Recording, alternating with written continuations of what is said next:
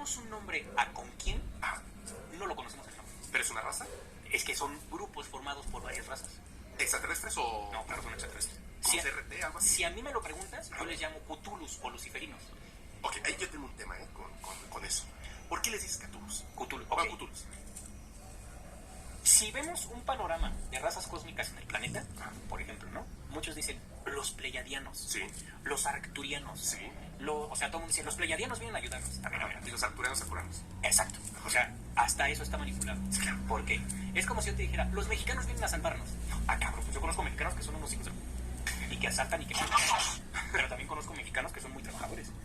Entonces, para empezar, somos expertos en etiquetar partes de la galaxia que ni sabemos qué consistencia, frecuencia tiene.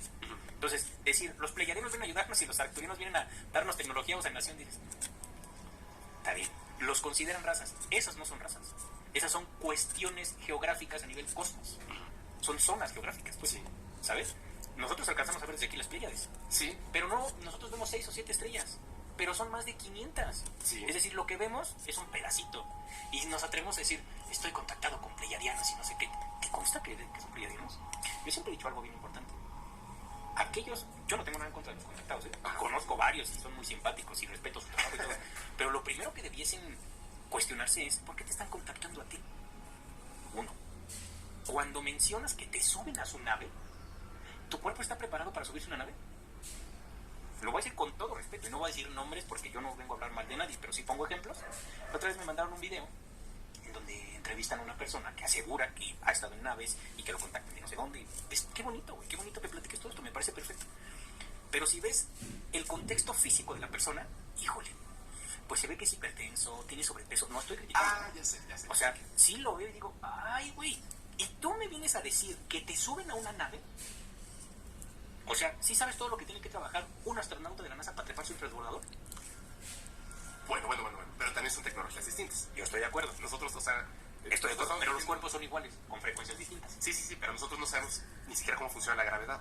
Entonces... Yo estoy de acuerdo. Pero nada más pregúntale a un astronauta cuál es la forma de vida que tiene que llevar para ser astronauta. Sí, no es... Es un atleta. Mira, hay una cuestión ahí. Porque también la tecnología va aumentando al respecto de muchas cosas. Yo creo que a estas personas, no todos por supuesto, pero muchos de los contactados, les ocurre el tema que nos pasa a todos los seres humanos.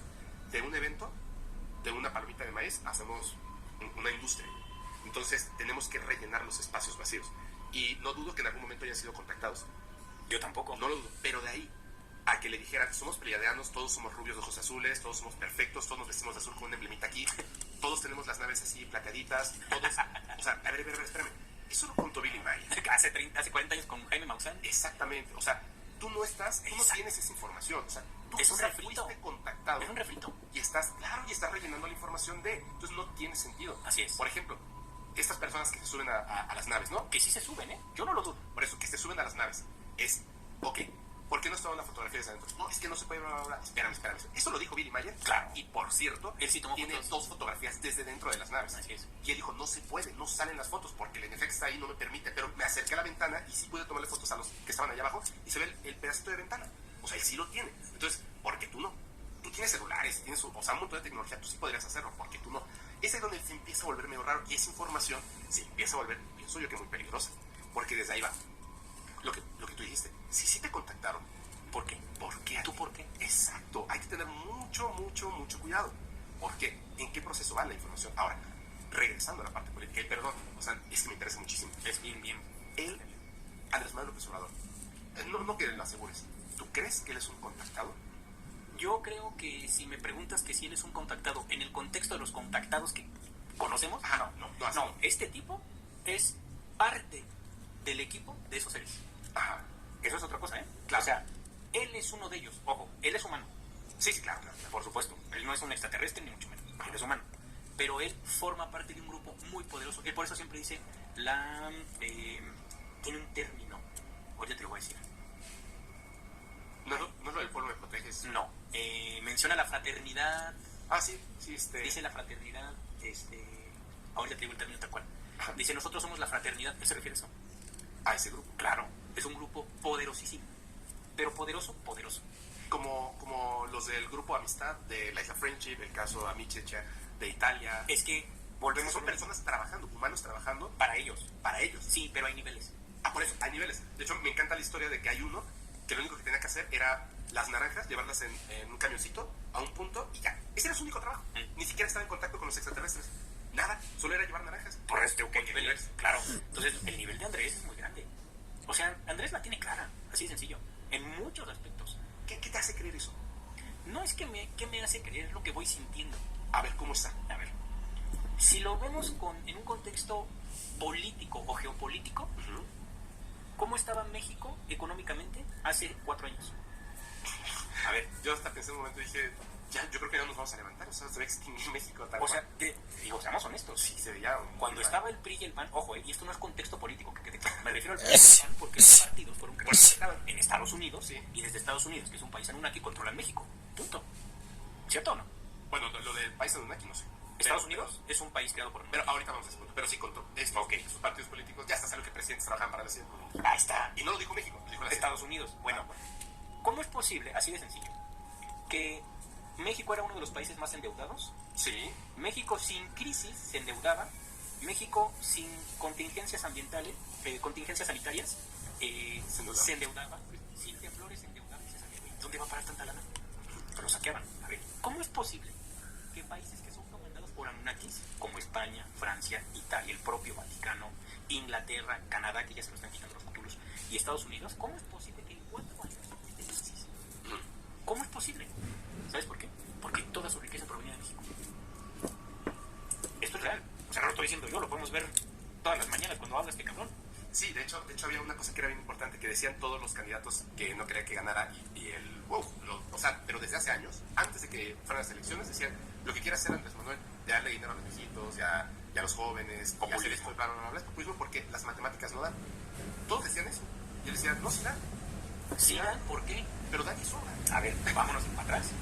¿Cómo es posible que en cuanto llega la contingencia y el conflicto ucraniano con Rusia, todo está perfectamente cerrado? O sea, para los que preguntan de este plan de 2030, esto es parte de eso, que es gratuito. Sí, sí, también. Claro. Sí. A ver, ¿de qué forma tenían que triturar a Estados Unidos en 2 días? ¿Cómo? La economía estadounidense es de las economías más endeudadas en el mundo. Sí, claro. ¿Estamos de acuerdo? Sí, sí, sí. ¿Cómo trabaja la economía estadounidense? Pues con créditos bancarios. Sí. Todo el mundo está endeudado en Estados Unidos. Sí, así es. Está bien, perfecto. ¿Cómo es posible que Estados Unidos siguiese inyectando y imprimiendo dólares cuando ya no había sustento? Pues ahí está el problema. Entonces, ¿qué dijeron estos güeyes? ¿Cómo los reventamos, chavos? Porque pues nos sigue rigiendo el dólar. ¿Qué hacemos? Inventemos una contingencia sanitaria. Cuando surge la contingencia, surge en China. Ajá, así es. China la crea, la expande, porque eso fue tal cual. Se expande todo esto. ¿Y qué sucede? Empiezan a bloquear los flujos económicos. ¿Estamos de acuerdo? Sí, sí, sí. Y no lo digo yo. O sea, esto pasó. ¿Por qué pasó? Ajá, Se estamos empieza contando lo que a pasó. bloquear el flujo de dinero. Y entonces, ¿qué pasa? Pues que países como Estados Unidos empiezan a cortar todo este flujo. Y imagínate el daño. Si el dinero no está sustentado, pues es doble golpe. Así es. Entonces, ¿qué pasa? Que casualmente a los países que sí tienen su moneda sustentada, como México, como Rusia, como India, como Irán, como China, ellos sí están sustentados en oro. Entonces, esos güeyes dijeron, pues nos detenemos, yo sigo teniendo el oro. No hay flujo, vamos a tener problemas unos meses, sí, pero el oro lo sigo teniendo. ¿Estamos de acuerdo?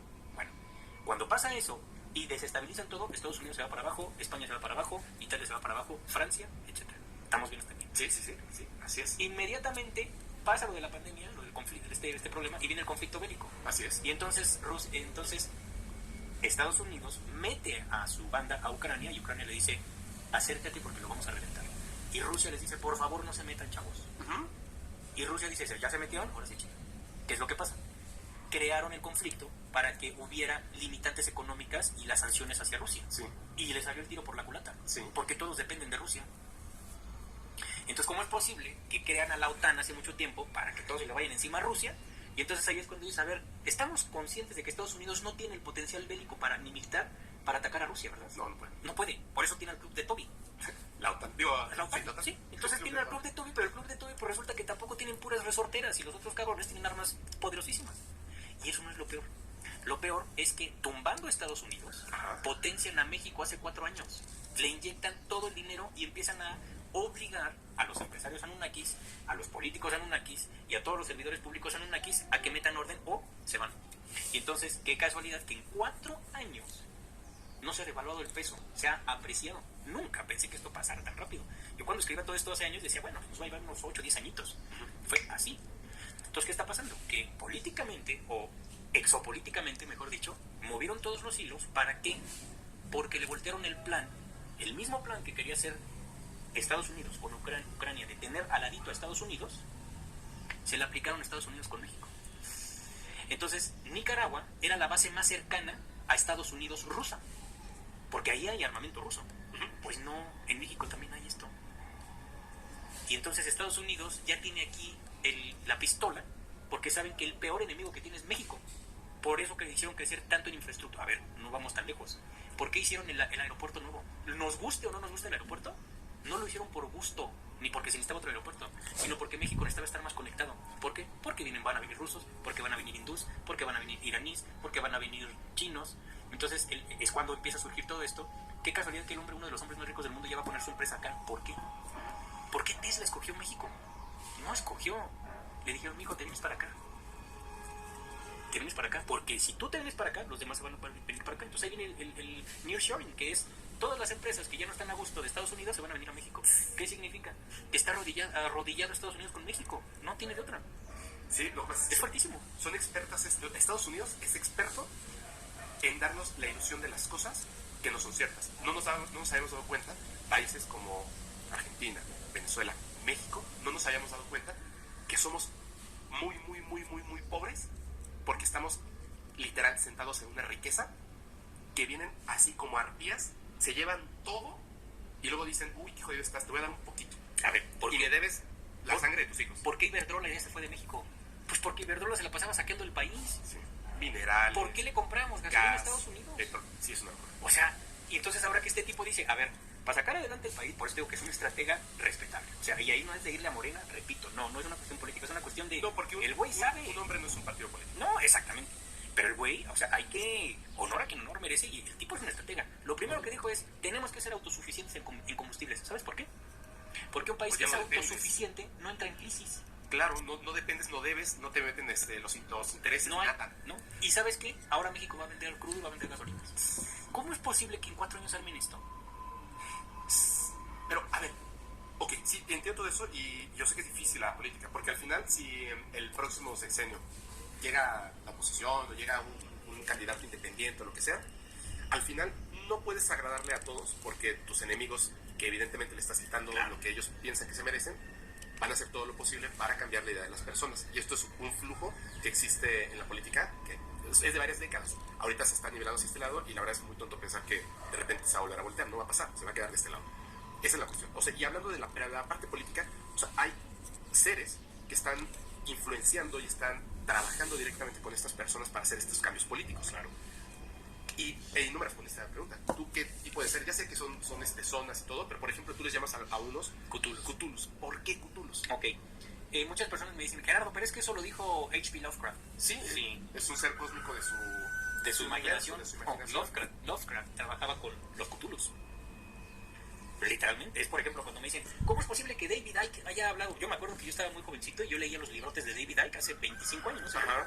Entonces yo decía, ¿cómo este cabrón hace para saber tanto? Pues porque él trabajó con ellos. Entonces, Lovecraft trabajó con ellos. O sea, por ejemplo, existe Aleister Crowley y Lovecraft. Sí. Ellos eran contemporáneos. Sí, yo sé. Y dicen que no se conocieron. No, pero por lo menos una mujer sí. Bueno, uno hablaba de unos y otro hablaba de otros, ¿no? A este lo tildaron de satanista y a este lo tildaron de loco, ¿no? Y dice, ¿cómo es posible que la Bey, por ejemplo, que escribió la Biblia satánica, critica a Aleister Crowley y dice, ese güey no sabía nada? Ahora, ese es otro tipo que está sumamente metido en esa frecuencia de la que escribe. La Biblia satánica es un libro interesantísimo.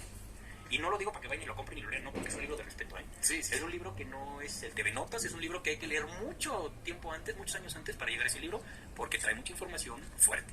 Entonces, sí hay que tenerle respeto.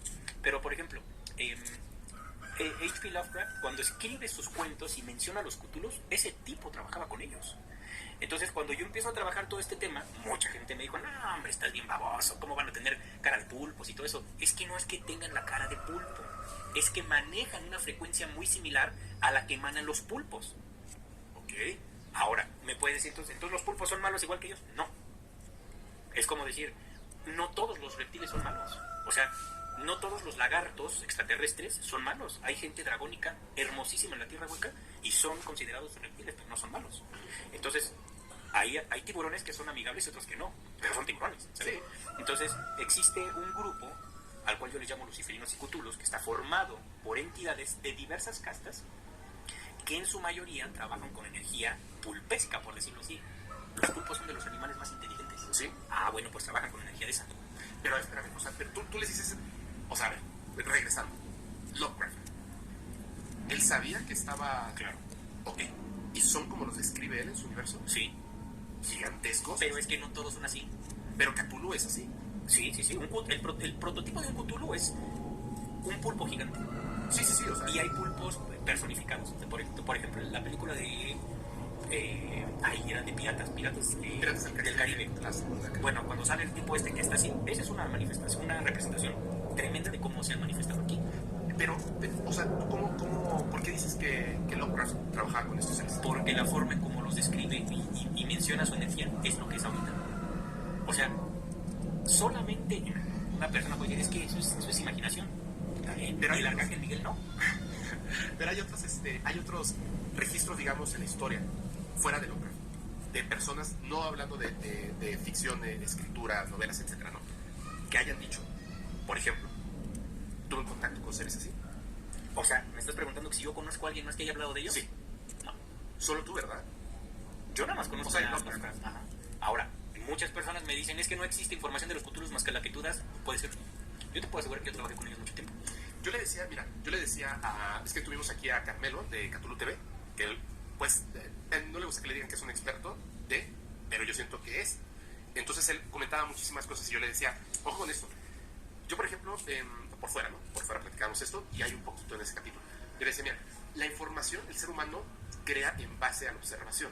Esa es la verdad. O sea, nuestras inteligencias sí son muy inteligentes, pero no somos ni los más inteligentes de este planeta, y menos del universo. Entonces, tenemos una cierta información y una capacidad en este cuerpo terrestre, con este cerebro, para comprender ciertas cosas y formular o crear nuevas. Como sumando, básicamente, ¿no?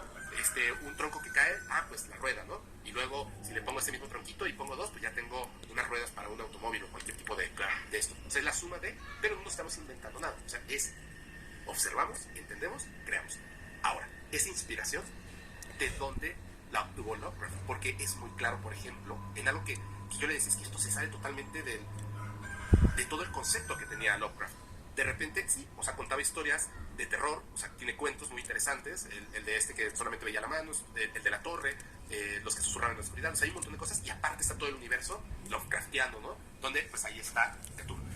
En esa parte, entiendo que estas historias, estos cuentos, entiendo de dónde vienen, de inspiración de Edgar Allan Poe y de un montón de otros autores e historias.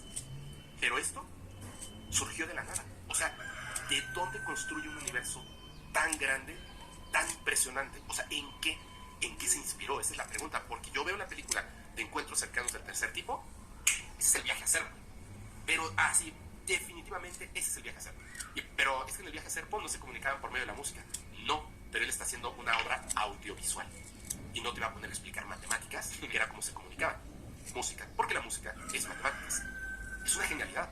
Pero no se nos sacó de la manga. Hubo 11 personas que intentaron viajar a otro planeta, Serpo. Y ahí está toda la historia. Y a fuerza quería que fueran 11 militares, y los extraterrestres no les dijeron no, simplemente ellos llevaron a sus invitados que eran personas de la Tierra, que tenían esa necesidad impresionante de llegar a un punto que era donde iba a salir esta nave. Ahí está, es la historia de Serpo. ¿De dónde lo sacó Lovecraft? Hay un librito que se llama Ami, el niño de las estrellas. Sí. Creo que lo escribió un chileno, no me acuerdo. Es un libro hermoso. El final es un poco raro, pero el libro es hermoso. El personaje es consciente de todo. El personaje dice, ¿por qué matan animales? ¿Por qué hay tanto desorden? ¿Por qué gritan? ¿Por qué bla bla? Si allá todo está bonito. Yo te diría, ese chileno, si no me equivoco, que fue, no recuerdo el nombre, creo que fue chileno, ¿de dónde sacó eso? Pues es que se dice cuando lees el libro, pues que él tenía esa historia, está contando su historia. Porque en esta sociedad necesitamos demostrar todo para que te crean. Sí, ese es el problema. Ahora, ese es el problema. Entonces, Lovecraft fue parte, tiene un recorrido enorme. Por ejemplo, Julio Verne, Cerati son el mismo espíritu. Julio Verne es el mismo espíritu que Gustavo Cerati. ¿Cómo por qué? Porque es una historia muy larga, pero es un tipo que ha estudiado mucho tiempo para resarcir muchas estupideces que hizo aquí en la tierra hueca de este planeta. Por eso Julio Verne escribe los libros que escribe y describe el planeta de una forma que dices, no mames, este güey, ¿cómo le hizo? Pues porque es un güey que estaba ahí, punto. Ajá. Cerati escribió lo que escribió, dejó lo que dejó, pues porque ha vivido ahí. ¿Me explico? Ajá. Entonces, si yo te cuento, he hecho muchos videos de Cerati, pero no muchos, pero algunos, si yo te cuento qué significa la ciudad de la furia de Cerati, no me vas a creer que está hablando de Lemuria y Atlántida. Y está hablando de Lucifer. Con el sol se derriten mis alas. Entonces ahí es cuando dices, ¿qué tiene que ver este cabrón de Cerati con Julio Verne, con Atlántida, con Lemuria? No, no tiene nada que ver, pues tiene todo que ver si te pusieras a estudiar lo que hay detrás de todos estos tipos, ¿sabes? Entonces, por ejemplo, ellos fueron tartarios también. Te voy a poner otro ejemplo. El de Apple, Steve Jobs, él fue tartario. ¿Cómo es posible que Steve Jobs, él también estuvo en la Tierra Hueca, eran compañeritos de banca, Julio Verne? O sea, en otra vida. Sí, sí, claro. ¿Cómo es posible que Steve Jobs haya llegado a inventar una de las cosas más impresionantes en la historia de la humanidad? Él inventó la música digital, el contenedor de la música digital, que revolucionó nuestra era. ¿Estamos de acuerdo? ¿Cómo chingados ese cabrón llegó a eso? Pues es que no lo trae de esta vida. Ese güey trabajó con grises muchas vidas, por eso lo mataron. A él le inyectaron cáncer, punto. Se le salió del corral, él ya no quiso seguir con el plan al cual venía, se le salió del corral y el tipo dijo, pues mátenme, porque yo no voy a hacer lo que ustedes me digan. ¿Se va entendiendo? Michael Jackson también fue tartario, también estuvo en la Tierra Hueca junto con Lady Di. O sea, son un grupo de espíritus bien cabrones, de espíritus sumamente adelantados. Bob Marley es otro, David Gilmour es otro. O sea, es gente que ahorita tiene un talento y que ha dejado un legado que dices, puta, yo quiero ver qué guitarrista va a dejar un legado tan brutal, tan hermoso, tan maravilloso como David Gilmour. No va a haber en 40 años. O sea, no va a haber otro David Gilmour. Pero entonces no va a haber otro Michael Jackson. ¿Por qué? No va a haber. Porque el legado que estos tipos dejaron, o sea, te lo digo sinceramente, el artista más cabrón que ha pisado este planeta es Michael Jackson. Hacía todo. Bailaba, escribía, cantaba, tocaba instrumentos. O sea, yo no conozco otro. Me puede decir Freddie Mercury, sí, pero él no hacía todo lo que hacía Michael Jackson. Y no se trata de ver quién es mejor. Cada uno aportó lo que pudo, lo que dejó. Pero, ¿cómo es posible que este tipo de, por ejemplo, Freddie Mercury era luciferino? Freddie Mercury sabía perfecto toda esta onda. ¿Me explico? Entonces, ¿cómo llega a eso? A ver, pero es que quisiera como que se entendieran muy bien los conceptos. ¿A qué te refieres, por ejemplo? Ya me quedó claro lo de los, bueno, de los Cthulhus, ¿no? Entidades cósmicas que tienen una influencia bárbara. Y nada más siempre ver cuál es el plan de estas entidades. Es que depende, porque así como hay entidades que tienen objetivos o...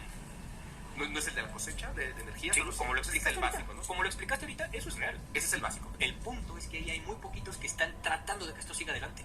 ¿Ah, sí? Claro. ¿Por qué? Ya cada vez son menos. ¿Por qué? Porque la frecuencia del planeta está cambiando. Y entonces estos tipos, como manejan otra frecuencia densa, ellos ya no van a poder seguir aquí. Ellos están aquí. Algunos sí. Mira, no son números reales, pero para que se entienda un poquito. Ah. Si habláramos de Anunnakis, los Anunnakis, para entender, no es una raza. Los Anunnakis son un grupo de choque. Son, por decirte, los maras salvatruchas. Okay. Dentro de los maras salvatruchas, pues hay ecuatorianos, hay mexicanos, hay hondureños, hay salvadoreños, etc. ¿Estamos de acuerdo? Sí. Que tienen objetivos en común. Sí. Bueno, los Anunnakis son un grupo de choque cósmico. Ese grupo se renta para desequilibrar planetas. O sea, dicen, vete y estállate unas bombas en Saturno. Vete y créate una nueva religión en Marte porque se nos están saliendo del corral. Eso es lo que hacen ellos. ¿Me explico? Ajá. Entonces, ese grupo llamado Anunnaki, no todos son reptiles. Hay de todos. Hay grises, hay insectoides, hay chitauris, hay incluso hasta pulpescos ahí. Ajá. Pero trabajan con esa frecuencia. O sea, Cthulhus. Bueno, ese grupo se ha encargado de crear muchos países como Estados Unidos, como Inglaterra y lo que hablamos ahorita. Ellos crearon Mesopotamia y Babilonia. Ahí fue el inicio de la civilización. Sí, eso nos dicen. Bueno, las tablas sumerias y todas estas tarugadas, bueno, eso nos han inventado. ¿Sí? Entonces, estos grupos de choque tienen ciertos objetivos. Pero los Anunnakis no es el único grupo que quiere agarrarse el pastel de aquí. Son como cárteles de narcotráfico. Está el grupo de Sinaloa, está el grupo de la Ciudad de México, está el grupo de Tijuana, está el grupo... ¿Me explico? Y entre todos están agarrando chingazos. O sea, te mato para yo quedarme con las plazas. Es lo mismo. De hecho, cada grupo de narcotráfico responde a una casta extraterrestre. ¿Pero no lo saben o sí? Ah, pues claro, ¿a poco tú crees que el Chapo no sabía lo que estaba haciendo? Y no crees que tenía... A ver, los narcotraficantes, la mayoría de ellos lo generalizo, hacen ritos de sangre. ¿Sí? ¿Quién crees que se aparecen los ritos de sangre? Los jefes. O sea, pero ellos hacen estos ritos para comunicarse con estas entidades cósmicas. Así es. A cambio de algo. Por supuesto. Ellos les dicen, vamos bien, ¿cómo va todo? ¿Están controlando? Perfecto, les doy más mujeres, les doy más poder, no hay problema. Eso es su paga. El problema es que luego llegan grupos cósmicos más poderosos como los luciferinos y dicen, a mí el grupo del Chapo me lo paso por el arco del triunfo. Y lo deciden. O sea, ¿cuándo habías visto que reventaron al cártel de narcotráfico en México? No vamos tan lejos. El cártel de narcotráfico, o sea, de estupefacientes, no es el cártel más grande que había en México. ¿Sabes cuál es? ¿Cuál es? El huachicol. cártel más grande, más poderoso, que controla a todos los otros cárteles, es el de los combustibles. ¿Cuál fue el primer grupo que llegó Andrés Manuel a desmantelar? Ese. El primero, a los 3 días ya estaba reventándose a todos y les quitó todo. Combate al robo de combustible, porque ya se está normalizando el abasto, ha bajado considerablemente el robo. Esto nos tenía ocupado, ya están establecidas las bases, no vamos a dejar de mantener la vigilancia en los ductos, de seguir actuando, pero ya va hacia la normalidad. Y de hecho al exgobernador